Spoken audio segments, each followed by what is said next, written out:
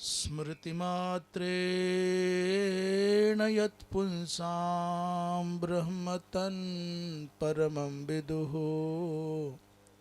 अतिकल्याणरूपत्वात् नित्यं कल्याणसंश्रयात् स्मर्तॄणां वरदत्वाच्च ब्रह्मतन् परमं विदुः ब्रह्मतन् परमं विदुः। श्री राम जय जय राम। श्री राम जय जय राम। श्री राम जय जय राम।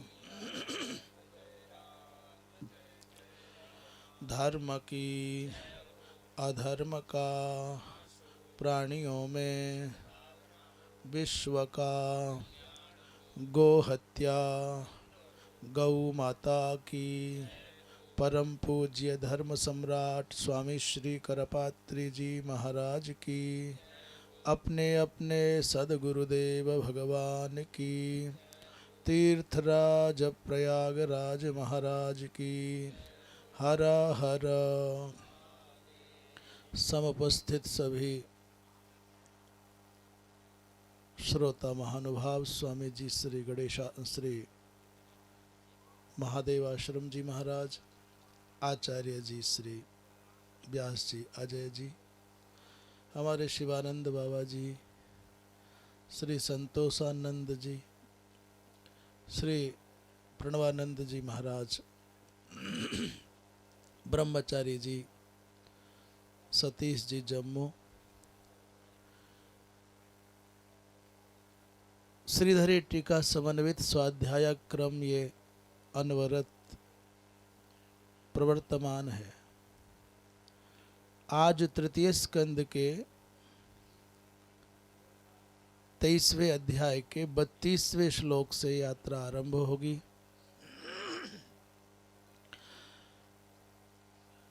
कहते हैं श्रोण्योरध्यस्तया कांच्या कांचन्या बहुरत्नया हारेण च महार्हेण रुचकेन च भूषितम्। 32वें श्लोक में अभी माता देवहूति के सौंदर्य श्रृंगार की चर्चा चल रही है।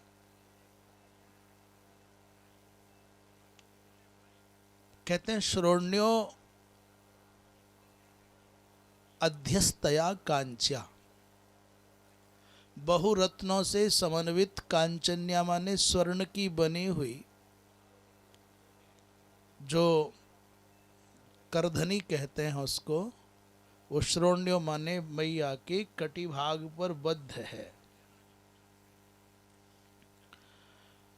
और हारेण च महार्हेण रुचकेन च भूषितम, मैया के गले में बहुत महंगा बहुत उत्तम हार भी है। इसी विषय में श्रीधर स्वामी कहते हैं बहूनि रत्नानि यस्यांग, जिसमें बहुत सारे रत्नों पर रत्न जड़े हुए हैं। ऐसी तया रुचकेन मंगल द्रव्येण, और रुचक शब्द का अर्थ मंगल द्रव्य भी कर सकते हैं, कुमकुम आदिक भी कर सकते हैं। इस बात को विश्व प्रकाश नामक ग्रंथ में कहा गया रुचकम मंगल द्रव्ये। रुचक शब्द का एक अर्थ है मंगल द्रव्य माने कुमकुम हो, हरिद्रा आदिक हो, अथवा दूसरा क्या बोले, दूसरा अर्थ है ग्रीवाभरण दंतयो हो। अर्थात रुचक शब्द का एक अर्थ तो है मंगल द्रव्य, और दूसरा अर्थ है ग्रीवाभरण। ग्रीवा माने गर्दन में पहने जाने वाला कोई अलंकार विशेष, अथवा दंतयो हो। इन सबको रुचक कहते हैं। इसमें वंशीधर जी महाराज कहते हैं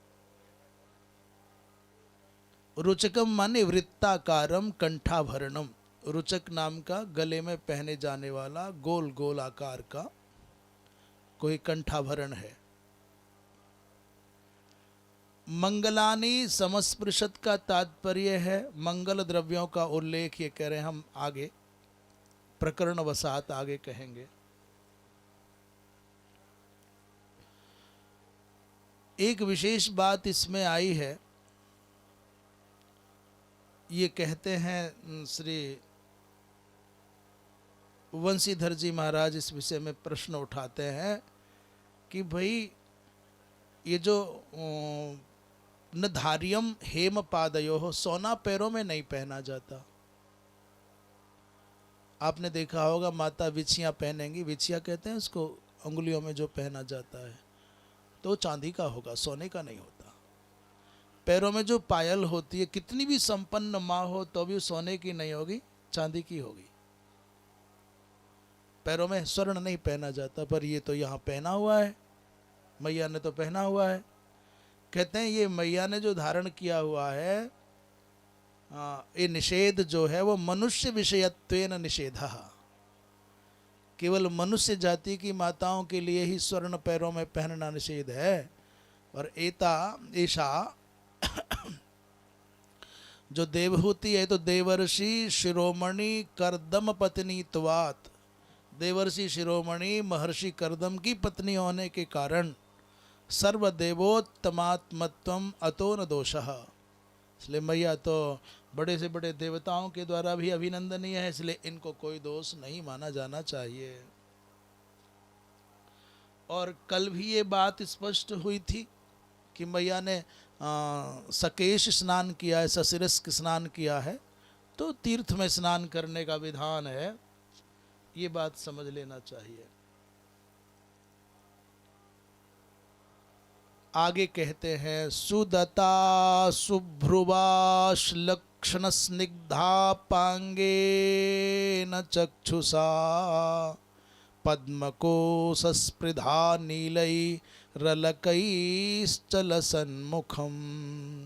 सुदता माँ जो देवहूति है, उनके दांत बहुत प्यारे हैं, और शुभ्रुवा माने उनकी भौं भी बहुत अच्छी है, और उनकी जो दृष्टि है, नेत्र है, लक्षण स्निग्धा पांगेन चक्षुषा, वो देखती हैं तो उसमें एक अपूर्व स्नेह का भाव रहता है। पद्म कोशस्पृधा नीलई रलकैश्चलसन मुखम। माता के बारे में एक बात और कह रहे हैं, पद्मकोश माने लाल कमल की कली से मानो ऐसा लगता है वो स्पर्धा करने वाली अत्यंत मनोहर चिकने चिकने अपांगों से युक्त उनके नेत्र है। और दूसरा क्या बोले, जो भौं हैं, मनोहर जो भौं हैं, जो सुंदर दंतावली है, और नीली अलकई, नील वर्ण की अलकावली से मैया का मुख अत्यंत शोभायमान हो रहा है। श्री श्रीधर स्वामी इस प्रसंग में कहते हैं सुदता शुभ्रुवा चक्षुषा इति च। दांतों की दृष्टि से किसी का सौंदर्य देखना है तो उसके दांत देखे जाते हैं, उसकी भौं भी देखी जाती है। जो लक्षणज्ञ होते हैं किसी के दांतों की संरचना से उसका व्यक्तित्व जान लेते हैं। जिसके दांतों में तीक्ष्णता और वक्रिमा होती है, उसके स्वभाव में भी तीक्ष्णता और वक्रिमा होती है। जिसकी भौं अत्यंत स्थूल होती है और विशेष करके ये मध्य भाग जुड़ा रहता है, बड़े क्रोधी स्वभाव के होते हैं। धनुषाकार भ्रूण होती है तो बड़ी अच्छा लक्षण माना जाता है। नेत्र जिसके कमल की पंखुड़ी के जैसे होते हैं, रक्तिम आभा वाले होते हैं, वो बड़े शुभ लक्षण युक्त होते हैं। तो कहते हैं यहाँ पर सुदता कहना माने एक वचन का प्रयोग करना, और शुभ्रुवा भी एक वचन का प्रयोग करना। चक्षु के एक वचन का प्रयोग क्यों किया, बोले जातौ एक वचनम, ऐसा मान लेना चाहिए। एतैर लसत शोभमानम, इन सब दांतों से और भौहों से, नेत्रों से इसे लसत माने शोभमान है मैया, उन जिन मैया का मुख। यस्य कथम भूतेन चक्षुषा, कहते कैसा नेत्र है, बोले श्लक्षणो हो माने मनोहर, मनोहर है। स्निग्ध माने अपांग, नेत्र प्रांत जिनका, ऐसे पद्म कोशेन स्पर्धते, वो पद्म कोश से मुकाबला करने वाले, स्पर्धा करने वाले नेत्र हैं। मैया के जो नेत्र हैं पद्म कोश से, लाल लाल रंग के सुंदर सुंदर कमल की पंखुड़ियों से वो बराबरी करने वाले नेत्र, इतनी सुंदर है। इसी बात को वंशीधर जी महाराज कहते हैं लक्षणम माने हृदय परिस्वंगे, बस इतना ही कहा है। देखते हैं 34वें श्लोक में, यदा सस्मार ऋषभम ऋषीणाम दयितम पतिम तत्र चास्ते सहस्त्रेभिर यत्रास्ते स प्रजापति। मैत्री जी महाराज कहते हैं जब मैया ने इस तरह अपने दिव्य स्वरूप, दिव्य सौंदर्य और श्रृंगार के साथ अपने आप को संपन्न पाया, तो अचानक उनको अपने पतिदेव का स्मरण हो गया। यदा सस्मार, जैसे ही उनको पतिदेव का, ऋषिनाम ऋषभम, ऋषियों में जो श्रेष्ठ है करदम जी महाराज, जो दयित माने अति प्रिय हैं, जो पति हैं, उनको सस्मार माने स्मरण किया। तो उस समय जैसे ही स्मरण किया वैसे ही तत्र चास्ते, उसी समय उसी स्थान पर सद्य निकल करके कहीं आने जाने की आवश्यकता नहीं पड़ी। ऐसा अद्भुत दृश्य हो गया कि पतिदेव अनेक अनेक सेविकाओं से घिरे हुए वहीं पर प्रजापति करदम जी महाराज प्राप्त हो गए। कहते हैं ये भी योग माया का प्रभाव है। किसी ने माता को सोचने के बाद चल करके सरोवर से निकल करके बाहर आते देखा नहीं, जैसे उन्होंने स्मरण किया वैसे तुरंत उपलब्ध हो गए। श्रीधर स्वामी कहते हैं दृष्टाच यदा पतिम सस्मार, जब अपने आप को श्रृंगार संपन्न देख लिया और संतुष्ट हो गई अपने स्वरूप से, तो उन्होंने अपने पतिदेव का स्मरण किया। तदा तस्मिन्नेव समये यत्रासौ, जहाँ हैं तत्रैव स्वयं अप्यास्ते, वहीं पर माता देवहूति ने स्वयं को पाया जहाँ श्रीमान जी थे। इस विषय में बंशीधर जी कहते हैं कि सस्मार, ये तो ठीक लग रहा है भाई, स्मरण किया। एतत् सर्वम पति पार्श्वे एव शोभते, उन्होंने सोचा कि भाई मैंने जो श्रृंगार किया है, मेरे अच्छे दांत, मेरी अच्छी आँखें, मेरा अमुक अमुक ऐसे सुंदर वस्त्र, ऐसे अलंकार, ये तो तभी शोभा देता है जब पति समीप हो। किसी भी माता का, जो साध्वी माता है, जो साध्वी माने सधवा है, उसका श्रृंगार तभी शोभायमान होता है जब उसके पतिदेव उसके समीप हों। सनातन मर्यादाएं तो कहती हैं कि वैधव्य के बाद स्वयं को सज्जित करना ये एक बहुत भारी दोषों को आमंत्रित करने के जैसा है। एक बात। दूसरी बात क्या है, सधवा होकर के पति यदि परदेश में है, प्रवास में है, और फिर स्वयं का श्रृंगार करना, ये बहुत भारी पतन का लक्षण है। एक सधवा स्त्री को श्रृंगार क्यों करना है?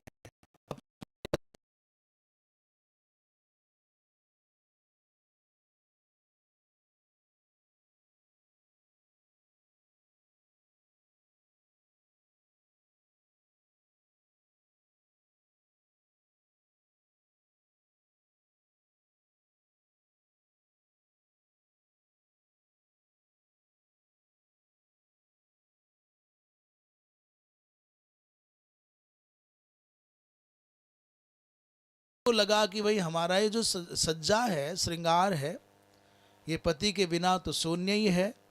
तो जैसे चिंतन किया तो आत्मानम पत्युरेकासने आसीनम एव विवेद, तो मैया ने देखा कि जहाँ मैं खड़ी हूँ वहीं वो खड़े हैं, और खड़े ही नहीं, जिस आसन पर मैं बैठी हूँ उसी आसन पर वो बैठे हैं। बंशीधर जी इस बात को कह रहे हैं। ऐसा नहीं है कि न तो जल हृदात पदब व्यापारेण, जल से निकल करके, जलाशय से निकल करके, चल करके पदब व्यापार के द्वारा आई हों, ऐसा नहीं है। तस्याद्भुतैव योग गति ही। इससे सिद्ध हो रहा है कि माता जिस स्थान पर है वहां योग सिद्धि विलक्षण है। 35वें श्लोक में देख रहे हैं, भर्तु पुरस्तादात्मानं स्त्री सहस्रवृतं तदा निशाम्य तद्योग गतिम संशयम प्रत्यपद्यत। कह रहे हैं भर्तु पुरस्तात् आत्मानम, अपने पतिदेव के पुरस्तात्मा ने सम्मुख मैया ने स्वयं को हजारों हजारों उन स्त्री किशोरियों से घिरा हुआ पाया। हजारों सेविकाएं, परिचारिकाएं, दासियां हैं। निशाम में तद्योग गतिम, और देख समझ रही भाई मैं तो यहाँ अब तक कितने वर्षों से अखंड जंगल में एक कुटिया में सरोवर के किनारे पर अकेली थी। ये मेरे पतिदेव की महिमा है, योग गति, योग की महिमा है। इसलिए निशाम्य माने विलोक्य, अवलोक्य। उन्होंने अपने पतिदेव की इस योग समृद्धि को, योग सामर्थ्य को जान करके संशयम प्रत्यपद्यत, उनको संशय हो गया। बोले संशय हो जाएगा? बोले संशय नहीं, संशय का तात्पर्य संशय नहीं, विस्मयार्थक है। विस्मय हो गया, आश्चर्यचकित हो गई। मैं जिनको अति सामान्य महात्मा मानती थी वो तो बड़े विलक्षण महात्मा है। ऐसा मन में विस्मय का भाव आ रहा है। श्रीधर स्वामी इस विषय में कहते हैं, आत्मानम निशाम्य माने विलोक्य, अपने आप को देखा, और तांच तस्य योग गतिम, और उस अपने पतिदेव की योग समृद्धि, योग सिद्धि, ये क्या है, अच्छा, योग गति को, योग सामर्थ्य को, योग प्रभाव को देखा दृष्टवा, तो संशयम किमिदम इति विस्मयम। संशय शब्द का अर्थ यहाँ संशय नहीं, अभी तो विस्मय है। ये क्या है भाई, ऐसा अचानक विमान का आना, मेरा सुंदर हो जाना, सरोवर से निकल कर के आई नहीं और मेरे पतिदेव का मेरे पास हो जाना, सहस्र सहस्र सेविकाओं का, परिचारिकाओं का समीप होना, ये आश्चर्यचकित लग रहा है। बंशीधर जी इस प्रसंग में कहते हैं कि संशयम माने विस्मयम। यहाँ संशय का अर्थ संशय नहीं, अभी तो विस्मय है। संशय किसे कहते हैं? बोले कोटिद्वयावलंबी विकल्पम। ये कोटिद्वयावलंबी जो विकल्प होता है उसको संशय कहते हैं, परंतु मैया को संशय नहीं है।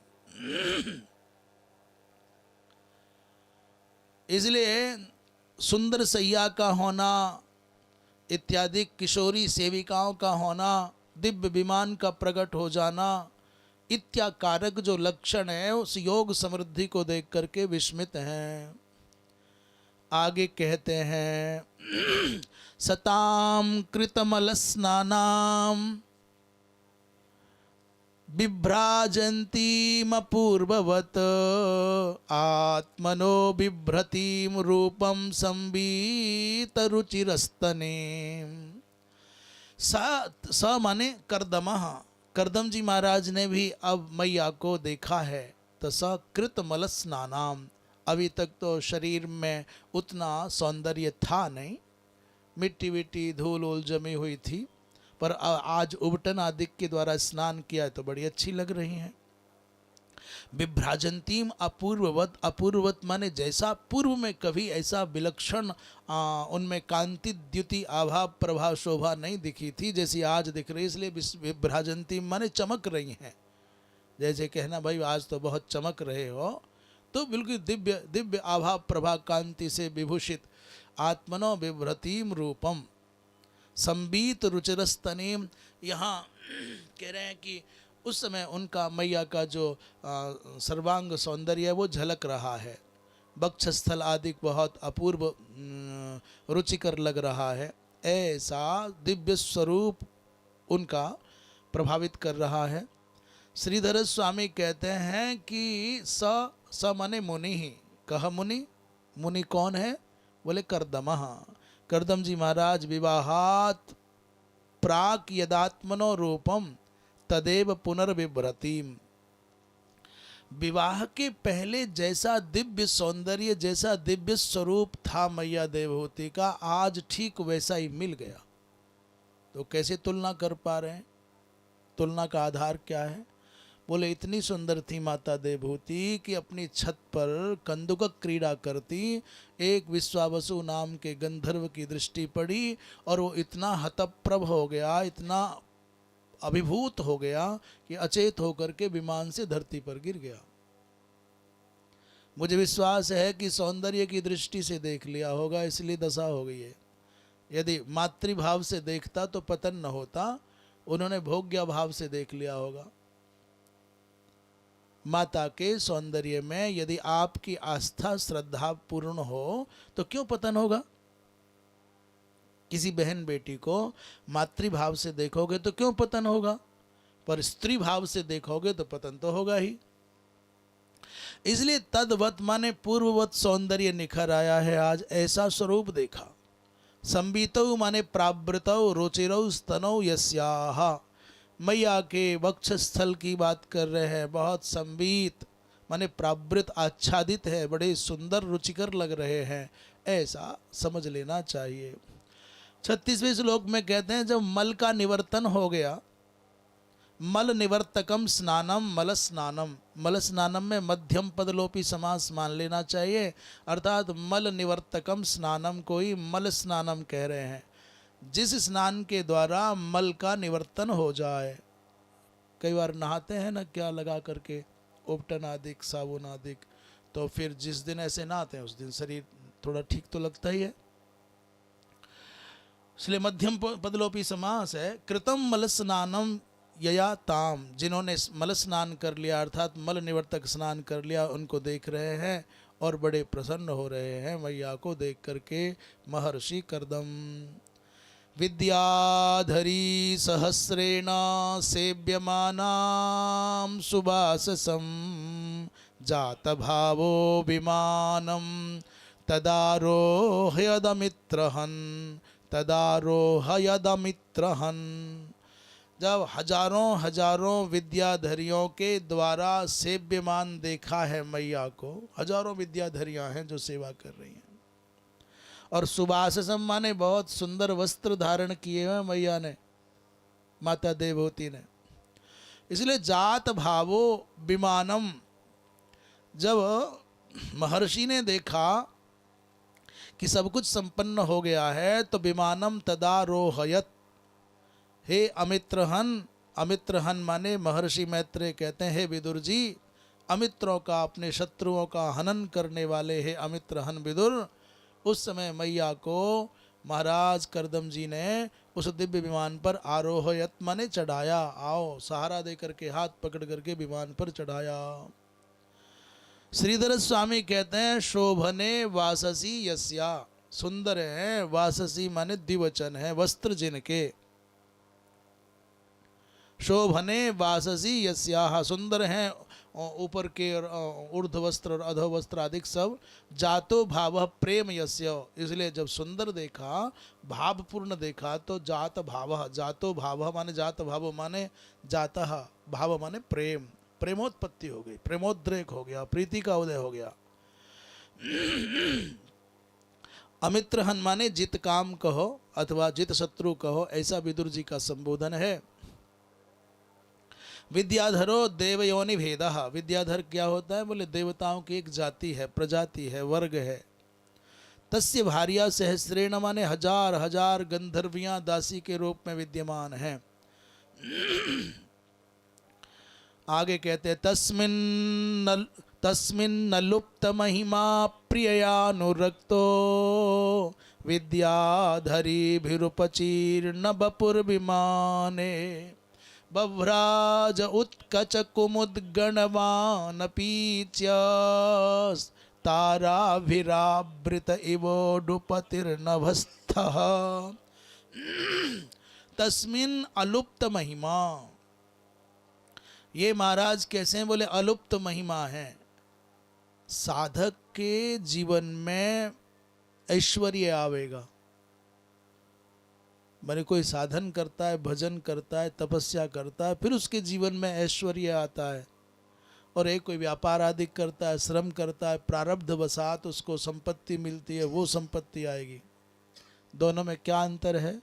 बोले श्रमजन्य संपत्ति में आसक्ति आएगी, परिश्रम करके जो कमाया जाएगा उसमें आसक्ति हो जाएगी, और आसक्ति होगी तो इतना डूब जाएगा कि निकल पाना बहुत मुश्किल हो जाएगा। पर साधना के प्रतिफल स्वरूप जो संपत्ति ऐश्वर्य आएगा उसमें आसक्ति नहीं होगी, जब चाहे छोड़ सकता है, और जिस दिन जी भर जाएगा उसी दिन छोड़ करके फिर भजन में लग जाएगा।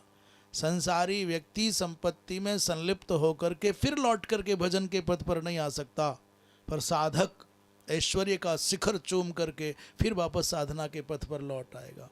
ये विषय अंतर होता है। एक महात्मा जी के बड़े बड़े चेला हो गए, बहुत पैसा वाले,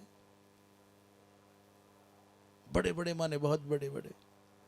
तो कोई चांदी की थाली दे, कोई चांदी की खड़ाऊ दे, कोई गाड़ी दे, और कोई नए नए कपड़े बढ़िया बढ़िया ला के दे। बड़े मगन महात्मा जी, बड़े बड़े आश्रम बन गए, उस सब में एसी लग गए। तो जैसे जैसा भव्य भवन चेलों का, बड़े बड़े चेलों का, वैसा ही भव्य भवन महाराज का। जैसी गाड़ियाँ उनके चेलों पर वैसी महाराज पर, जैसे कपड़े वो पहने वैसे वो पहने, जैसे झमेले नौकर चाकर ड्राइवर पाचक भंडारी ये उन सेठों के यहाँ, वैसे इनके यहाँ।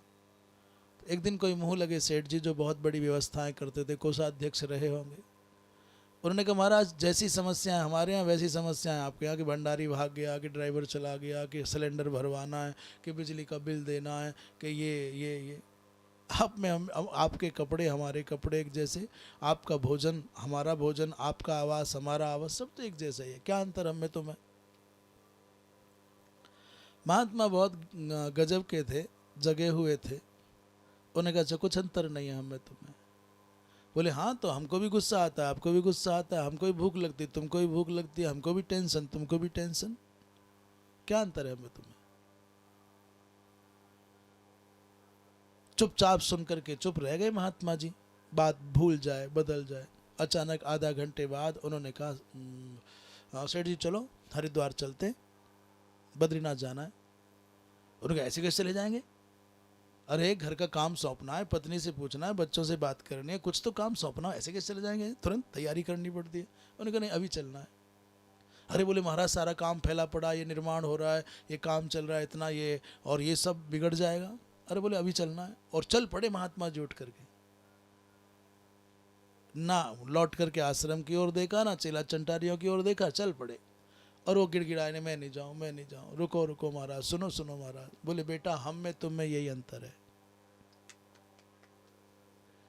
हम जिस भी संसाधन का उपभोग कर रहे हैं उसको कभी भी छोड़ सकते हैं, एक पल में छोड़ सकते हैं, और तुम जीवन में कभी ना छोड़ पाओगे।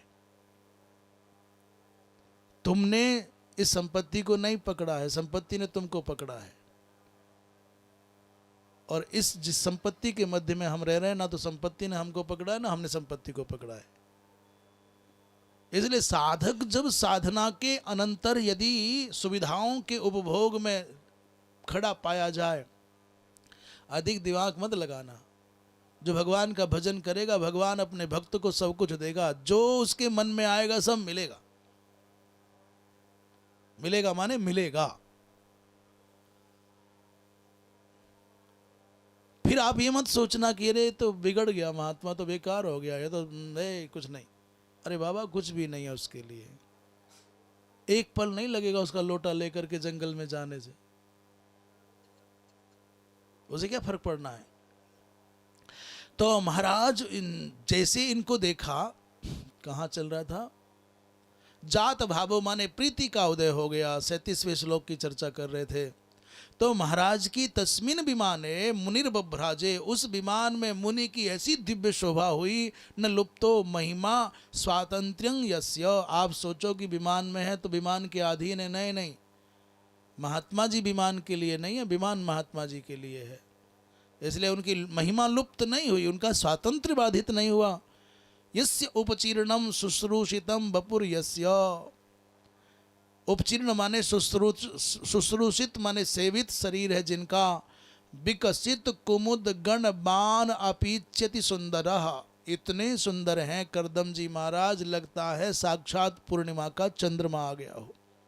आह्लादकता में, आकर्षण में, सौंदर्य में, विकसित कुमुद गण बाण अपीच्य, अपीच्य माने अति सुंदरः, खिले हुए कुमुद गण के समान अत्यंत आकर्षक स्वरूप है करदम जी महाराज का।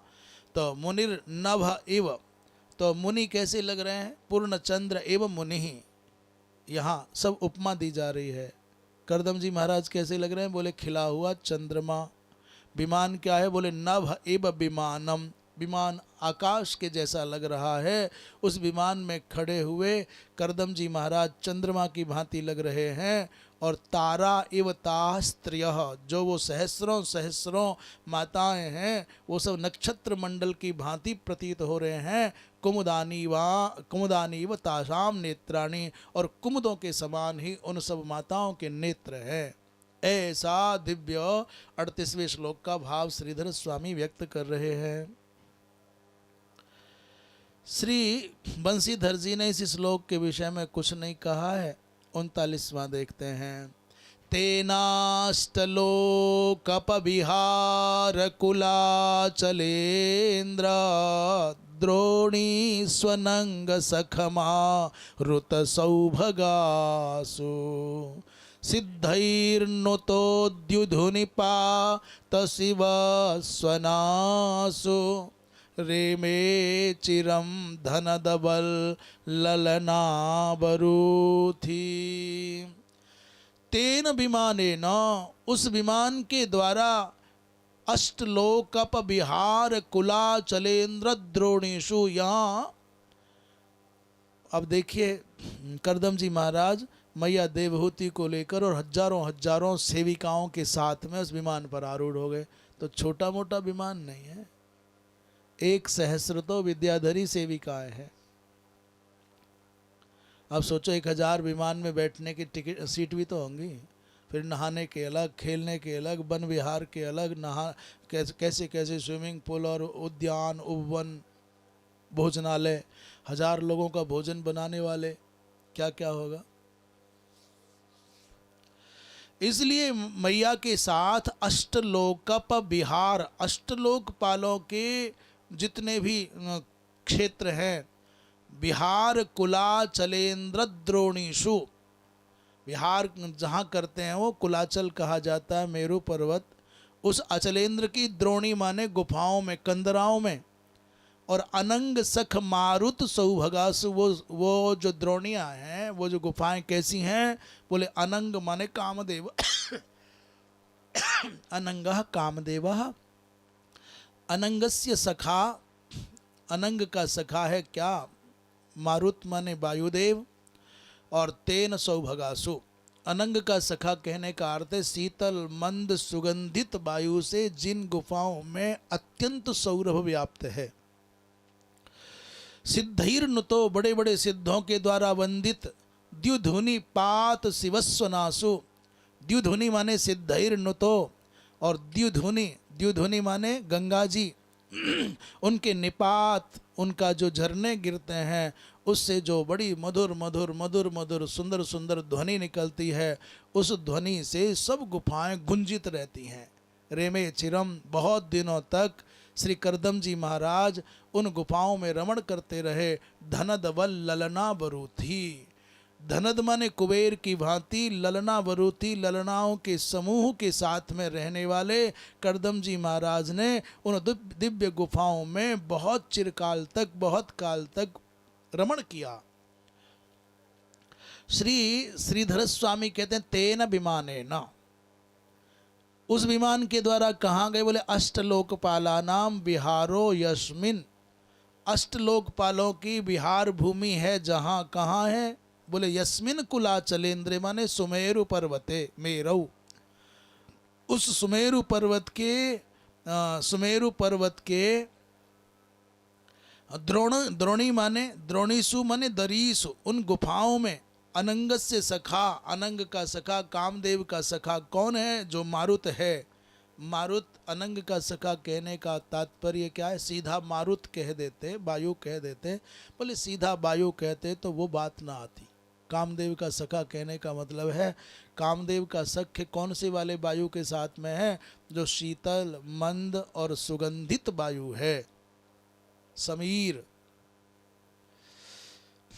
मलयागिरी का जिसके साथ में संबंध है वो समीर। यो मारुतः, शीत सुगंध मंदा नीलह, शीतल भी है, सुगंधित भी है, मंद भी है, ऐसा अनिल। तेन सौभगम, उस वायु से जिन गुफाओं में सौंदर्य की सौगंध की अभिवृद्धि हुई है। और सिद्धैर नुतः स्तुतः सन, वो सिद्धों के द्वारा नुत भी है, स्तुत भी है। और द्युध्वनि माने गंगा, उस गंगा के तस्याह पातेन, गंगा के गिरने से जो शिवा माने स्वन है, मंगल कारक ध्वनि हो रही है, उस ध्वनि से वो गुफाएं सब रंजित हैं, गुंजित हैं, सिंजित हैं। ललना बरूथी स्त्री रत्न समूहवान, अनेक अनेक ललनाओं के समूहों से घिरे हुए करदम जी महाराज ने उन गुफाओं में रमण किया। बोलिए वृंदावन बिहारी लाल की। कहाँ कहाँ गए? बोले जब मन करता गुफाओं से निकलते, अपने हेलीकॉप्टर को उठाते चलो। कहाँ जाएंगे? बोले वैश्रम्भके सुरसने नंदने पुष्पभद्र के मानसे चैत्र रथ्ये च सरे में रामया रतः। रामया की रमया है? रामया ही लिखा है। अच्छा रामा है ना, रामा का ही रामया बनेगा, रामया रतः। कौन कौन से? बोले ये सब वैश्रम्भक नामक, सुरसन नामक, नंदन नामक, पुष्पभद्र नामक देव उद्यान है, देवोद्यान। इन उद्यानों में विमान जाता है, वहां रमण करते हैं। अब बहुत दिन माला चलाई ली।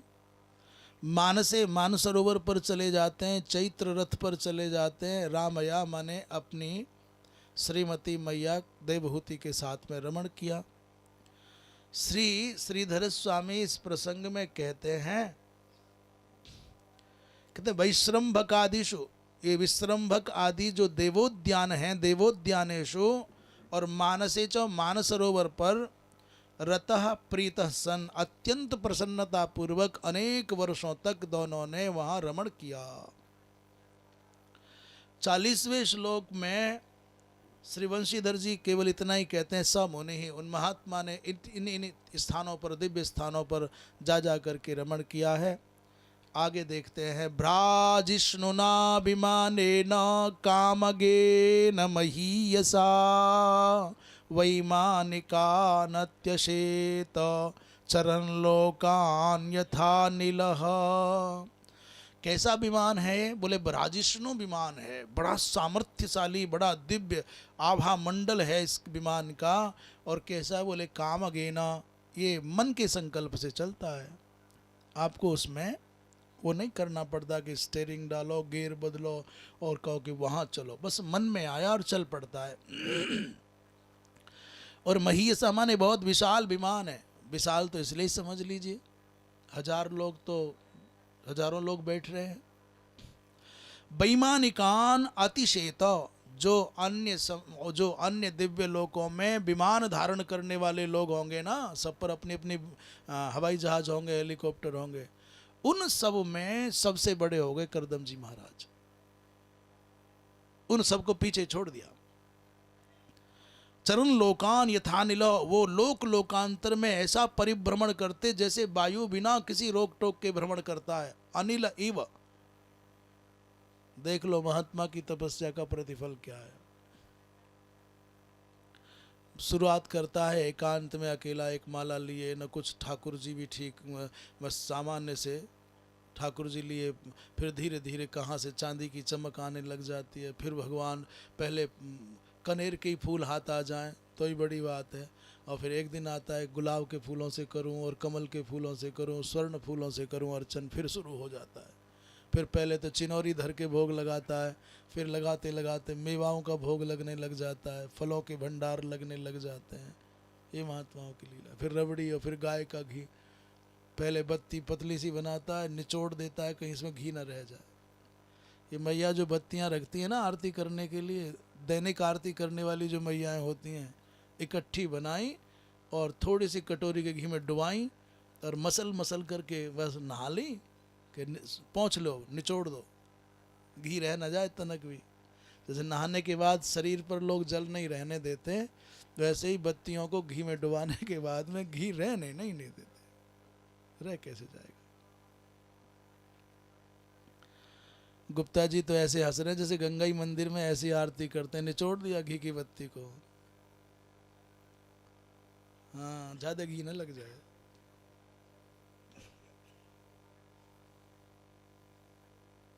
क्या प्रसंग, कौन सा श्लोक था?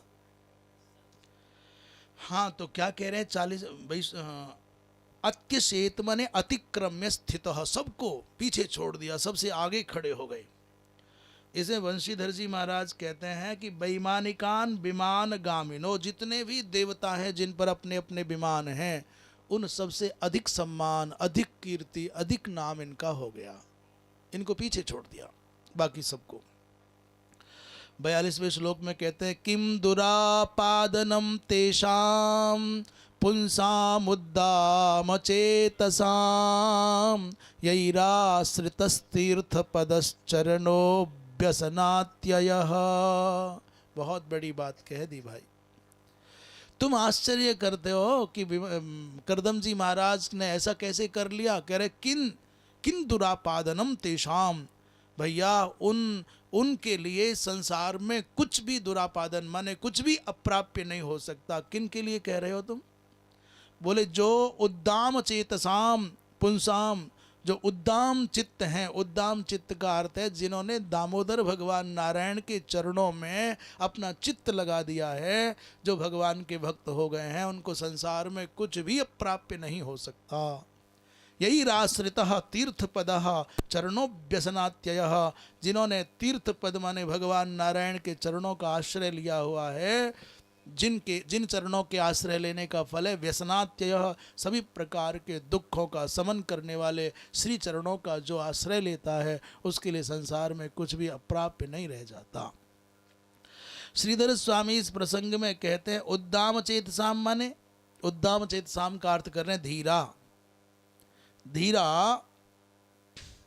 धीरा नाम उद्दाम चेतसाम माने धीरा नाम। व्यसनम माने संसारः तस्यात्ययो यस्मात्, व्यसन कहते हैं संसार को, अर्थात जिन श्री चरणों का आश्रय लेने से संसार का लेस शेष नहीं रह जाता, संसार रूपी व्याधि मिट जाती है, उन श्री चरणों का आश्रय लेने वाले भक्त को कुछ भी अप्राप्य नहीं रह जाता संसार में। 42वें श्लोक में वंशीधर जी कहते हैं उद्गतम दाम बंधनम यस्मात्, जिनके सब बंधन कट गए। उद्दाम चेतसा उसका अर्थ कर रहे हैं। स तथा, अथवा ऐसा समझो कि उत्कृष्ट दाम है जिनका, अथवा दामोदरो नंद नंदनः, दामोदर शब्द का अर्थ कर रहे हैं नंद नंदनः, तत्र चेतो येषाम, जिनका चित्त भगवान कृष्ण में लग गया है, उनको संसार में कुछ भी अप्राप्य नहीं रह सकता। 43वें श्लोक में क्या कह रहे हैं प्रेक्षयित्वा भुवो गोलम पत्न्यैयावान स्वसंस्थया बहुवाश्चर्यं महायोगी स्वाश्रमायन्यवर्तत। प्रेक्षयित्व माने दिखा करके। महर्षि करदम ने कहा कुछ और देखना है क्या? बताओ, स्वर्ग जाना है क्या? बोले नहीं, अभी स्वर्गवासी नहीं होना, चलो घर चले। 100 वर्षों तक अखंड एक ही विमान के माध्यम से पूरे भूमंडल का, क्या तीनों लोकों का भ्रमण कर लिया। कितने? 100 साल तक। क्या करेगा कोई, बताओ दुनिया में। जब जहां तक प्रेक्षित मैंने दिखा करके भुवो गोलम, भूमंडल के समग्र लोकालोक पर्वत पर्यंत पत्नी को दिखाया, जितना भी संसार का अस्तित्व वहां तक ले गए। और बहुआश्चर्यम महायोगी, ये सब आश्चर्यजनक समग्र क्रियाकलापों को उस महायोगी ने दिखा दिया। और अंत में स्वाश्रमाय न्यवर्तत, अपने आश्रम पर लौट आए हवाई जहाज लेकर के। श्रीधर स्वामी कहते हैं प्रेक्षयित्वा माने दर्शयित्वा, दिखा करके। क्या दिखाया? गोलम माने मंडलम, समग्र भूमंडल का दर्शन कराया। मत कहना कि कहीं घुमाते नहीं है, जितना घूमना है घूम लो। स्वसंस्थया माने द्वीप वर्षादि रचनाया, ये 7 द्वीप हैं, ये 9 वर्ष हैं। देखो सब, पूरी धरती को देख लो। यावांस तावान तावंतम समग्र का दर्शन कराया पूरे भूमंडल का, और बहूनि आश्चर्याणि यस्मिन, ऐसे ऐसे विलक्षण विलक्षण आश्चर्यजनक केंद्र दिखाए, सब देख लो। उसको घुमा करके फिर अपने लौटाए हैं अपने स्थान पर। वंशीधर जी महाराज में कहते स्वाश्रमाय माने अपने आश्रम में लौट आए। 44वें श्लोक में कहते हैं विभज्य नवधात्मानं मानवीं सुरतोत्सुकां रामां निर्मयन् रेमे वर्षपूगान् मुहूर्तवत्। अब जब आए लौट करके तो इतने दिनों में क्या हुआ, ये भी एक महायोगी की विलक्षणता है कि एक ही दिन में 9 कन्याओं का जन्म हो गया। ये बात भी रहस्य है भागवत जी का। व्यास जी ध्यान से सुनो, एक ही दिन में 9 कन्याओं का जन्म हुआ। और एक ही दिन में क्या, एक ही पल में अभी संस्कार संपन्न हुआ, अभी जन्म हो गया। कैसे हो गया, कह रहे हैं विभज्य नवधा आत्मानम। आत्मानम माने स्वयं के 9 भाग किए, अर्थात तेजस तत्व के रूप में। और मानवीम सुरतोत्सुकाम, देख रहे हैं मानवी माने मनुपुत्री सुरतोत्सुका है। अभी जो घूम घाम करके आए हैं, केवल घूम के ही आए हैं। रामाम निर्मयन रेमे, श्रीमती मैया देवहूति को रमण कराते हुए वर्षपूगान मुहूर्तवत, अनेकों अनेकों वर्षों तक अनेकों अनेकों वर्षों का समूह एक मुहूर्त की भांति निकल गया। एक मुहूर्त कैसा होता है, बीत गए सैकड़ों साल, पर यह 100 साल तो आया तो है नहीं। अगले श्लोक में आ रहा है। 44वें श्लोक में कहते हैं कि नवधा विभज्य माने नव प्रभेदम आत्मानम कृत्वा। 9 कन्याएं हुई हैं ना, तो मानस संकल्प से अपने आप को या कन्याएं होने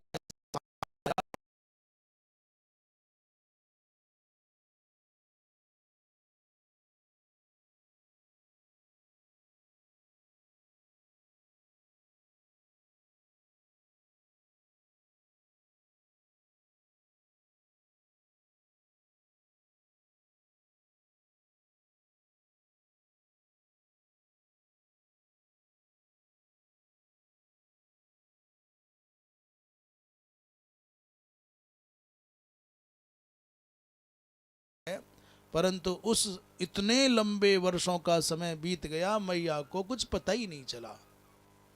ऐसा लगता है जैसे सवेरे की बात और शाम हुई भर है। क्यों, बोले अपि चेन पत्या संगता, अति सुंदर अत्यनुकूल। सुंदर होना भी पर्याप्त नहीं है, अनुकूल होना आवश्यक है। कोई सोने जैसे रंग का बहुत सुंदर हो और अनुकूल ना हो तो क्या उससे। बोले केवल सुंदर होना पर्याप्त नहीं है, अपीच्य होने से काम नहीं चलेगा, तो बोले अनुकूलता आवश्यक है। इसलिए अपीच्येन पत्या संगता, अपीच्य माने अति सुंदर पतिदेव के संग रहने से, अत्यनुकूल पतिदेव के संग रहने से पूरा जीवन तप किया था, अब 100 वर्ष का कालखंड मुहूर्त की भांति बीत गया। इसे वंशीधर जी महाराज कहते हैं तम कालम माने भोग कालम न च अबुध्यत, अर्थात कितना समय बीता, कियत कालोगत, इतना जानने में नहीं आ पाया। कारण क्या है, बोले अपि चेन अल्पकाल चरम धातु स्खलन वर्जितेन। तात्पर्य यह है कि सुदीर्घ काल तक पतिदेव बहुत अनुकूल है, बहुत सुंदर है, सब कुछ अनुकूलता है, इसलिए कुछ पता ही नहीं चला। सुख के दिन बातों में बीत जाते हैं और दुख का एक एक पल वर्षों के जैसा भारी पड़ता है। मनुष्य का स्वभाव है। आगे कहते हैं एवं योगानुभावेन दंपत्यो रममाणयोः शतं व्यतीयुः शरदः कामलालसयोर्मना। 46वें श्लोक में आ गया। एवं योगानुभावेन, योग के अनुभाव माने प्रभाव से, दंपत्यो रममाणयोः, ये दंपति माने करदम देवहूति, दोनों दंपति रमण करते हुए शतम व्यतीयुः शरदः, अपने जीवन के 100 दिव्य वर्ष उन्होंने बिता दिए। काम लालसयो, दोनों के दोनों काम लालस हैं, अर्थात दोनों में एक दूसरे की प्रीति के लिए अभिलाषा है, एक दूसरे के मन और एक दूसरे के मान की परवाह है। मनाक माने पल भर के जैसा बीत गया, ये चुटकियों के जैसा बीत गया।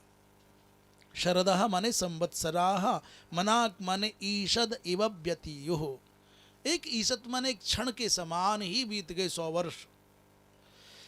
उसमें श्रीधर स्वामी कहते हैं ईषद माने थोड़े से समय के हिसाब से बीत गए। तस्यामाधत्तरे तस्तां भावयन्नात्मनात्मवित् नोधा विधाय रूपम स्वं सर्वसंकल्पविद विभुः। तस्याम माने देवहूत्याम, उस मैया देवहूति के गर्भ केंद्र में आधत्तरेतः श्री करदम जी महाराज ने नोधा माने अपने 9 भाव किए हैं, 9 रूप धारण किए। ऐसा नहीं है कि 9 शरीर बनाए, माने नव कन्याओं को जन्म देने की भावना से। ताम भावयन आत्मना आत्मविद, आत्म और अनात्मवेदता जो महात्मा करदम हैं उन्होंने नोधा विधाय स्वयं के 9 स्वरूप संकल्पित किए और सर्व संकल्प विद विभु, वो सर्व संकल्पों के वेदता हैं, भगवान के किए गए संकल्पों को भी जानते हैं, आने वाले कल को भी जानते हैं, मैया देवहूति की भावना को भी जानते हैं। विभु माने सर्वसमर्थः, सर्वसमर्थ हैं, इसलिए उन्होंने 9 रूपों में। श्रीधर स्वामी कहते हैं आत्मना स्वदेहार्ध रूपेण, आत्मना माने अपने द्वारा ही, अपने आधे देह माने धर्म पत्नी के द्वारा, अति प्रीत्या भावयन, अत्यंत प्रीति की भावना से, तथा सती सदपत्यम भवेत, भावना तो सदपत्य हो, पुत्रादिक होना चाहिए, पर नोधा नवधा सर्व संकल्प विदिति, नोधा माने नवधा और सर्व संकल्पों के ज्ञाता हैं। तस्या बहुअपत्य संकल्पम जानन, वो जानते हैं कि मैया जो देवहूति है इसको बहुत सारी संतति की कामना है। इति जानन विभुस तथा कर्तुम समर्थ, विभु कहने का अर्थ है कि वैसा करने में वो सक्षम हैं। आत्मविद माने आत्म तत्व के ज्ञाता हैं। तस्याम अनासक्तत्वात् स्त्रियो जाता इति भावः, कहते सब कुछ जानते हैं फिर भी 9 कन्याएं हुई, पुत्र नहीं हुआ। विभु भी कहते हो, सर्वसमर्थ भी कहते हो, तो भी पुत्र कैसे नहीं हुआ, पुत्रियां क्यों हुई? कहते हैं अनासक्ति के कारण। महर्षि करदम की इतने वर्षों तक संग रहने पर भी रंच मात्र भी आसक्ति नहीं थी, इसलिए आत्मविद्ता होने के कारण गृहस्थ में उनकी आसक्ति नहीं थी, इसलिए तस्याम अनासक्तत्वात्, अनासक्त होने के कारण स्त्री माने बच्चियां जन्म लेकर के आई हैं।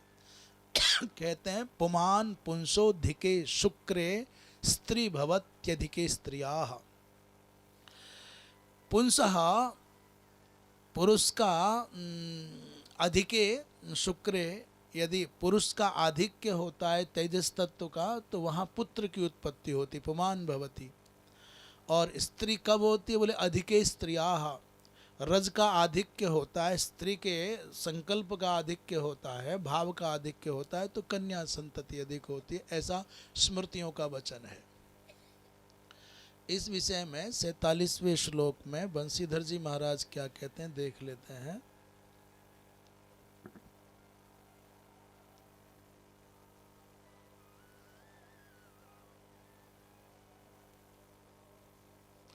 कहते हैं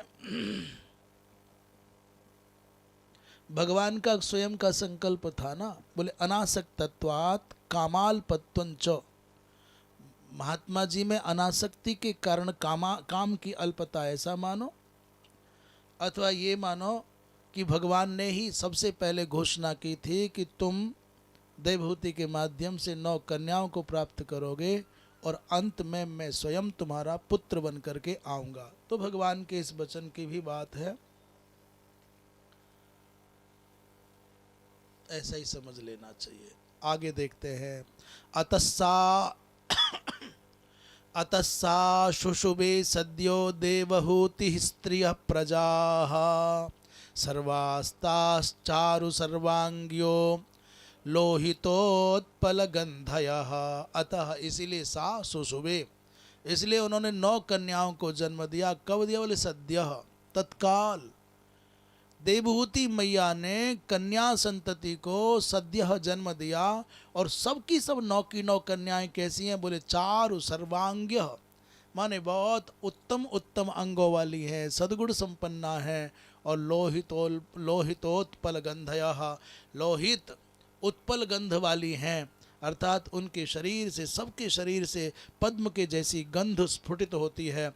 अतो अनंतरम एव सद्य, सद्य माने तत्काल ही कन्याओं का जन्म हो गया। एकस्मिन एव अहनि, एक ही दिन में। और चारूणि सर्वाणि अंगानि, जिनके अंग अंग बहुत विलक्षण थे, ऐसी कन्याओं का जन्म हो गया। इसका तात्पर्य हो गया कि विलक्षण, विलक्षण माने अद्भुत योग का प्रभाव है, योग माया का प्रभाव है। पतिम सा प्रव्रजिष्यंतम तदा लक्ष्यो सती सती स्मयमाना विक्लवेन हृदयेन विदूयता। जैसे ही कन्याओं का जन्म हुआ तो मैया को चिंता हो गई। होना चाहिए था प्रसन्नता, पर हो गई चिंता। क्यों हुआ बोले, उसने सोचा कि इनकी प्रतिज्ञा थी, संकल्प था कि जैसे ही प्रथम संतति का जन्म होगा मैं गृहस्थ छोड़ करके वनस्थ हो जाऊंगा। इसलिए प्रव्रजिष्यंतम माने सन्यस्य गच्छन्तम, संकल्प अभी जा नहीं रहे। उन्होंने ऐसा तदा आलक्ष्य माने ऐसा विचार किया। उषती सती, बड़ी विचारी भोली मैया है, इसलिए उसने सोचा कहीं ये चले ना जाए, वो सन्यासी ना हो जाए, इसलिए स्मयमाना, बड़ी थोड़ी संकोच में है। और विक्लवेन हृदयेन, हृदय बड़ा व्याकुल है, विदूयता, दुखी जैसा मन हो रहा है। ऐसे भाव से महात्मा करदम से कुछ कहना चाहती हैं। श्रीधर स्वामी कहते हैं कि प्रव्रजिष्यंतम आलक्ष्य माने वितर्क्य, उसने सोच लिया कि इन्होंने कहा था कि जब पहली संतान हो जाएगी तभी तक मैं घर में रहूंगा, तो मन में सोचने लग गई। जब माताएं जो होती हैं वो बेसिर पैर की बातों में बहुत समय दे सकती हैं। ऐसा हो गया तो वैसा हो जाएगा, ऐसा नहीं हुआ तो वैसा हो जाएगा, अरे तुम ध्यान नहीं देते, तुमको कुछ समझ नहीं है, तुम समझते नहीं हो। ये ज़्यादा समझे बैठी रहती हैं, इसलिए पतियों को डांटती रहती है, अरे तुमको समझते ही नहीं है, तुम्हें कुछ पता ही नहीं है, तुम बहुत बुद्धू हो, तुम बहुत भोले हो। और अपनी कलाकारी के जाल में अपने आप फंस जामे। तो स्मय माना क्या, श्रीधर स्वामी कहते हैं अब ये चले जाएंगे। आलक्ष्य माने वितर्क, ऐसा विचार कर रही है, तर्क कर रही है। स्मय माना बहिरंतस्तु, माने ऊपर से तो थोड़ी थोड़ी मुस्कुराहट है, परंतु अंदर अंदर से बहि अंतस्तु विप्लवेन विक्लवेन व्याकुलेन विदूयता, व्याकुलता के कारण थोड़ा संतप्यमान है, थोड़ा संताप है, दुख है। तादृशेन हृदय, ऐसे हृदय वाली मैया अगले श्लोक के साथ कहेंगे उवाच। अगले श्लोक में लिखन्त्यधोमुखी भूमिं पदा नखमणिश्रिया उवाच ललितां वाचम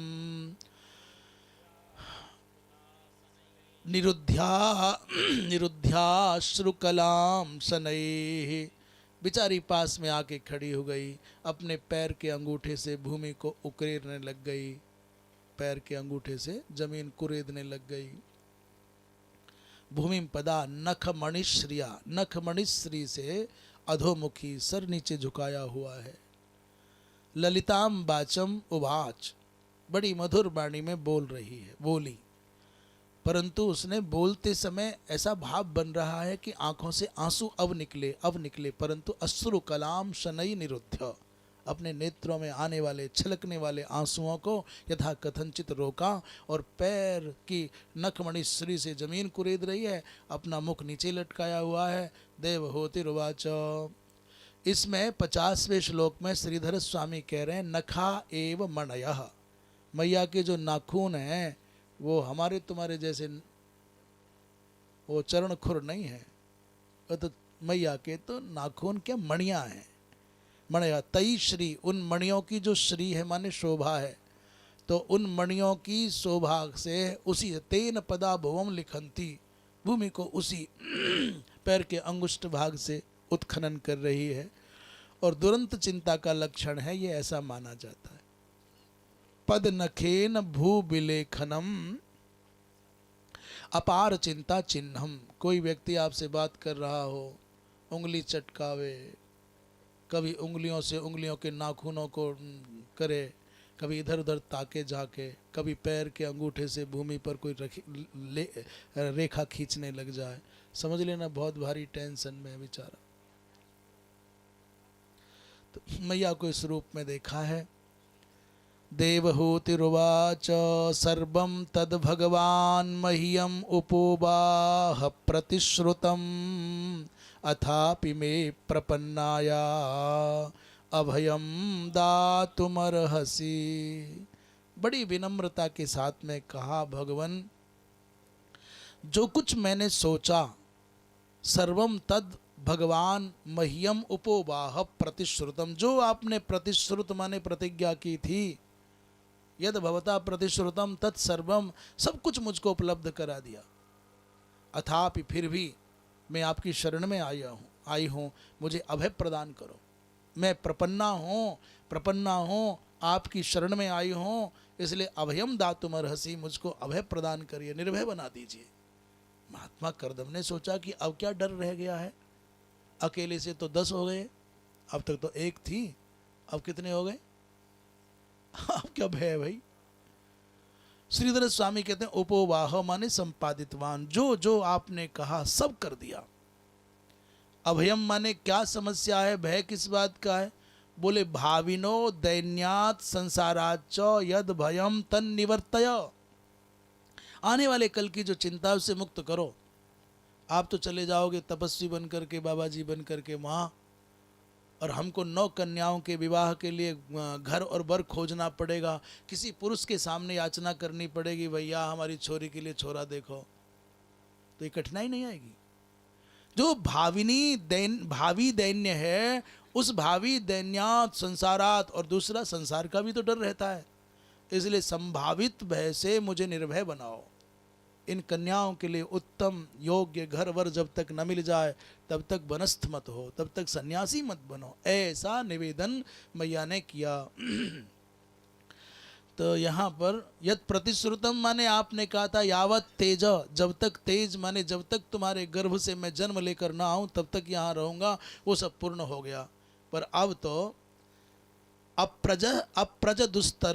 अप्रज दुस्तरम इत्यग्रे वक्ष्यमाणत्वात्, ऐसे अपुत्रस्य गतिर नास्ति। ये तो आपको याद है ना, पुत्र की गति नहीं होती है, इसलिए संसार भय निवर्तकम पुत्रम, संसार भय निवर्तक पुत्र दे करके जाओ। वंशीधर जी महाराज कोई नई बात कह रहे हैं। तद्वारा ज्ञानम देहि, अर्थात पुत्रोपदेश से, पुत्र के उपदेश से मुझे ज्ञान प्राप्त होगा, मेरे संसार भय का निवर्तन करो, तब जाओ, मेरे जीने का सहारा तो दे जाओ। इसलिए अकेले अधर्म में छोड़ करके जाने का अर्थ क्या है? कहते हैं ब्रह्मन् दुहितृभिस्तुभ्यं विमृग्याः पतयः समाः कश्चित् स्यान्मे विशोकाय त्वयि प्रव्रजिते वनम। बाबा महाराज, हे ब्रह्मन, दुहितृभिः, ये जो कन्याएं जन्म लेकर के हमारे घर पर ये खेल रही हैं, इनके लिए तुभ्यम विमृग्याः पतय, तुम्हारे द्वारा ही इनके योग्य पतियों का अन्वेषण करना चाहिए। समा माने समान, वह गुणशील रूप में सब में समान हो, और कश्चित् स्यान में, इन कन्याओं के लिए तो बर खोज करके जाओ, विवाह करके जाओ। और मैं विशोकाय, अरे त्वयि प्रव्रजिते, भगवान तुम्हारे वन में चले जाने पर, त्वयि प्रव्रजिते वनम, तुम्हारे वन में चले जाने पर, मैं विशोकाय, मेरे शोक का अपनोदन करने के लिए तो कोई होना चाहिए, अर्थात हमहू को कुछ दे के जाओ और इनहू को कुछ दे के जाओ। जाना है तो जल्दी जाओ, पर सब काम करके जाओ। कन्याओं को वर प्राप्त हो जाए और हमको पुत्र प्राप्त हो जाए। इस बात को श्रीधर स्वामी कहते हैं 52वें श्लोक, तत्र दैन्यम निवेदयति, दैन्य बता रही है, निवेदन कर रही है। तोभ्यम तब दुहितृभिः स्वयमेवात्मनः समायोग्याः पतयो विमृग्याः, आपके द्वारा इन कन्याओं के निमित्त योग्य वर खोजना है। इति दैन्यम प्राप्तम, और संसार भयम उरीकृत्य, संसार के भय को स्वीकार करके कह रही है कोई और हो जो मेरे शोक का समन करे, मुझको ज्ञानोपदेश करे। तो ज्ञानोपदेशाय स्त्री भिर्ऋणा नपाकरणात् कंचित कालम त्वद अवस्थानेन ब्रह्मविद पुत्रः कश्चित किम स्यात्। अर्थात स्त्री शरीर के द्वारा, स्त्री भी स्त्री शरीर के द्वारा तीनों ऋणों का अपाकरण नहीं हो सकता।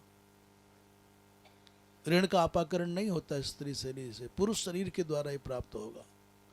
इसलिए कंचित कालम त्वत् अवस्थाने न, कुछ दिन तक यहाँ रहो और जैसे आप ब्रह्मवेत्ता हैं, हे ब्रह्मविद पुत्रः कश्चित किं स्यात्, कोई पुत्र नहीं होना चाहिए क्या? अर्थात कोई न कोई आपकी कृपा से ऐसा पुत्र हो जो मुझको ब्रह्मोपदेश ज्ञानोपदेश करके संसार के भय से मुक्त कर दे, ऐसा भाव व्यक्त किया मैया ने। इसलिए कहा जाता है, पहले तत्र द्वयोर मध्य कह रहे हैं, स्त्रीणाम कन्या वरान्वेषणार्थम पतिम बिना पुरुषांतराग्रे, दूसरे पुरुषों से हाथ जोड़ना पड़ेगा, कहीं पड़ोसी से कहना पड़ेगा, कहीं भैया से कहना पड़ेगा, भैया ये लाली बड़ी है रही हैं, तुम मामा हो इनके, खोजो कोई, किसी इधर उधर वाले से पूछना ताछना करना पड़ेगा। इसलिए ये दैन्य मेरे जीवन में नहीं आए, इसलिए इन बच्चियों के उत्तम वर के साथ में विवाह करो। कहते हैं पुत्री प्रव्रजेत, पुत्री प्रव्रजेत, जो आजकल मनमाना अर्थ करते हैं ना शब्दों का, उनके सामने इस श्लोकांश को रख दो, पुत्री प्रव्रजेत, तो कह देंगे पुत्री संन्यास्त हो जाए। परंतु वास्तव में अर्थ क्या है? पुत्री माने पुत्र प्राप्त हो गया है जिसको, उसी को संन्यास लेना चाहिए गृहस्थ के बाद। गृहस्थ हो तो धर्मपत्नी को आलंबन के रूप में पुत्र प्राप्त हो गया तो जाए, ऐसा नहीं कि अपुत्र होने पर ही चला जाए। पुत्री प्रव्रजेत, पैतृक जो ऋण है उसकी निवृत्ति के अनंतर जावे। तो इसलिए भगवान हमको पुत्र प्रदान करके जाइए। आगे कहते हैं 53वें श्लोक में, कहते हैं एतावतालंकाले न व्यतिक्रांते न मे प्रभो इंद्रियार्थ प्रसंगे न परित्यक्त परात्मनः। महाराज हमने जो अपना ये जीवन बिताया, एतावतालम, बहुत हो गया महाराज, मेरा ये जो समय चला गया ना, ये चला गया। इंद्रियार्थ प्रसंगेन परित्यक्त परात्मनः, मैंने इंद्रियों के इन विषयों का सेवन करने के चक्कर में इतना बहुत अमूल्य समय व्यर्थ गंवा दिया। कितने नंबर का श्लोक है?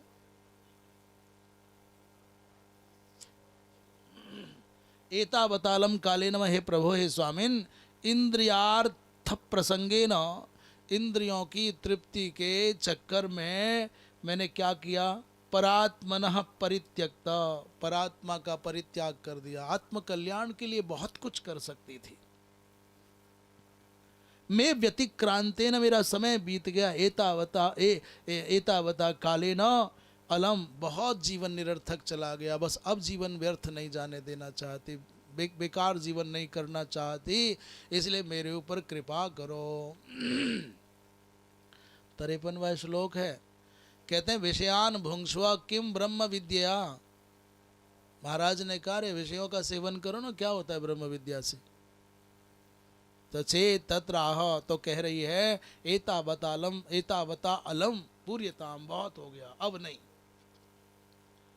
अब लो नसानी, अब ना नसे हो, बहुत जीवन व्यर्थ चला गया, व्यर्थ के लोगों को प्रसन्न करने के चक्कर में अब नहीं।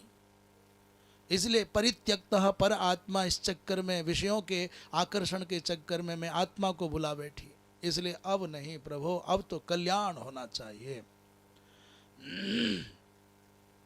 आगे कहते हैं 54वें श्लोक में, इंद्रियार्थे सुसज्जन्त्या प्रसंगस्त्वयि मे कृतः अजानन्त्या परम भावम तथाप्यस्त्वभयाय मे, त्वभयाय में। कह रहे इंद्रियार्थेषु सज्जन्त्या, मेरा जो मन था ना वो इंद्रियों की तृप्ति में ही लगा रहा, और उसी चक्कर में मैंने आपसे संबंध भी बनाया। राजपुत्री थी ना, इसलिए रजोगुण निवृत्त नहीं हुआ। त्वयि में प्रसंगः कृता किमर्थम, बोले इंद्रियार्थेषु सज्जन्त्या, इंद्रियों के आकर्षण पास में बंधी होने के कारण मैंने आप जैसे महात्मा के साथ संग किया, परंतु परम भावम अजानन्त्या, मैं आपके परम भाव को माने आपके महात्म्य को न जान पाई। तथाप्यस्तु अभयाय में, तो भी भगवान आप जैसे महापुरुषों का संग व्यर्थ नहीं जा सकता। मेरा जो आपके साथ संग हुआ है वो मेरे अभय के लिए हो, मेरे कल्याण के लिए हो जाए। कहती हैं स्वयं स्वकृत मनुशोचंत्या, अपने द्वारा जो किया गया है उसको अनुशोच कर रही है, शोक कर रही है। इंद्रियार्थेषु, 4 श्लोकों में कहेंगी, मैं मया परम भावम त्वं ब्रह्म विदिति, मैं नहीं जान पाई आप ब्रह्म वेत्ता हैं, मैंने केवल आपको पति के रूप में देखा और उसी में केवल यहीं तक सीमित रह गया मेरी उपलब्धियां, मेरे ऊपर कृपा करो महाराज, मुझे निर्भय बनाओ, संसार के भय से विमुक्त कर दो। संगो यह संसृतेर हेतु रसत्सु विदितो धिया, स एव साधुषु कृतो निस्संगत्वाय कल्पते। जो अधिया माने मूर्ख व्यक्ति के द्वारा, अविवेकी व्यक्ति के द्वारा किनके साथ संग किया जाता है, बोले असत्सु यस संगः, अज्ञान के कारण अविवेकी व्यक्ति के द्वारा जो असत जन के साथ में संग किया जाता है वो संस्कृति का हेतु बनता है, बार बार जन्म, बार बार मरण का हेतु बनता है। परंतु सएव साधुषु कृतो, वही साधु के साथ में संग हो जाए तो निस्संगत्वाय कल्पते, वो निस्संग बना देता है, अनासक्त बना देता है, मुक्ति के पथ पर ले जाता है। अभी कोई समझे ही नहीं कि हमको मिला क्या, तो उसका कोई संसार में समाधान नहीं हो सकता। माता देवहूति कहती है, महाराज दुर्जनों का संग ये दुख का कारक बनता है, संसार का कारक बनता है, हर पल पीड़ा, हर पल वेदना, और सज्जन का संग मिल जाए तो आनंद हो जाता है। इसलिए प्रभु मेरे ऊपर कृपा करो। प्रसंग माने कथम अभयाय अस्तु, ये कैसे अभय हो, कैसे निर्भय हो, ऐसा संग इति अधिया अज्ञानेन, अज्ञान पूर्वक यदि किसी मूर्ख का, किसी संसारी का संग करोगे, दुर्जन का संग करोगे तो दुख ही दुख होगा, परंतु किसी संत का संग होगा तो आनंद ही आनंद होगा। ये बात कह रही हैं। हाँ, 56वें श्लोक में कह रहे हैं, नेह यत् कर्म धर्माय न विरागाय कल्पते, न तीर्थ पाद सेवायै जीवन्नपि मृतो ही सह। ये तीर्थ पद सेवाए, तीर्थ पाद है, तीर्थ पद सेवाए, ऐसा होना चाहिए पाठ। क्या बड़ी बात कही, बहुत अच्छा श्लोक है।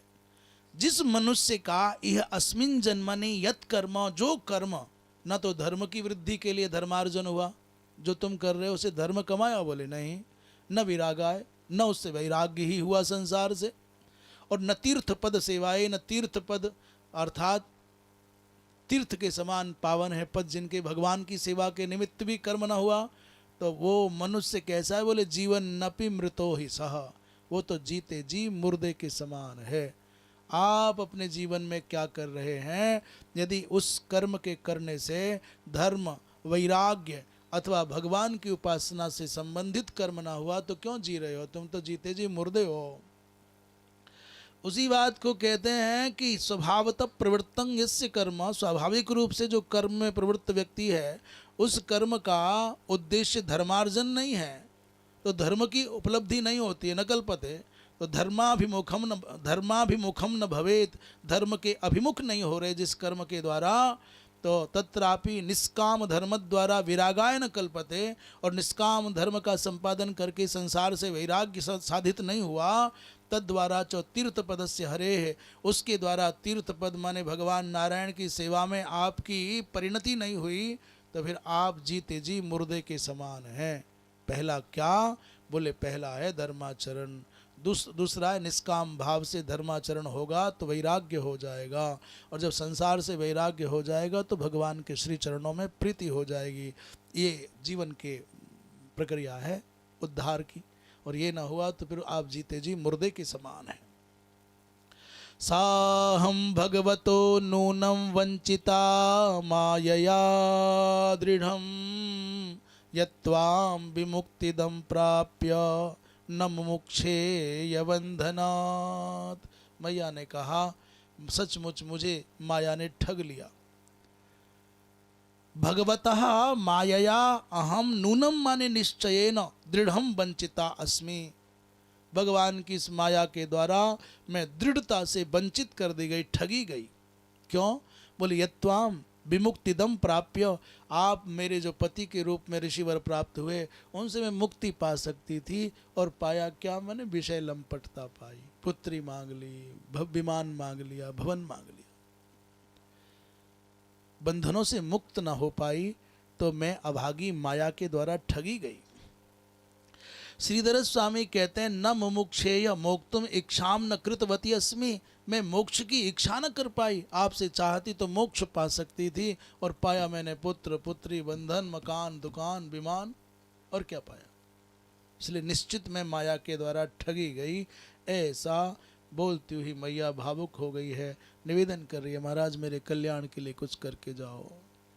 जय जय श्रीमद्भागवते महापुराणे तृतीय स्कंधे कर्दमस्य नवकन्योत्पत्ति वर्णनम नाम त्रयोविंशतितमोत्सवः। श्रीकृष्णार्पणमस्तु। कृष्णाय वासुदेवाय हरये परमात्मने प्रणतक्लेशनाशाय गोविन्दाय नमो नमः। श्रीमन्नारायण नारायण नारायण श्रीमन्नारायण।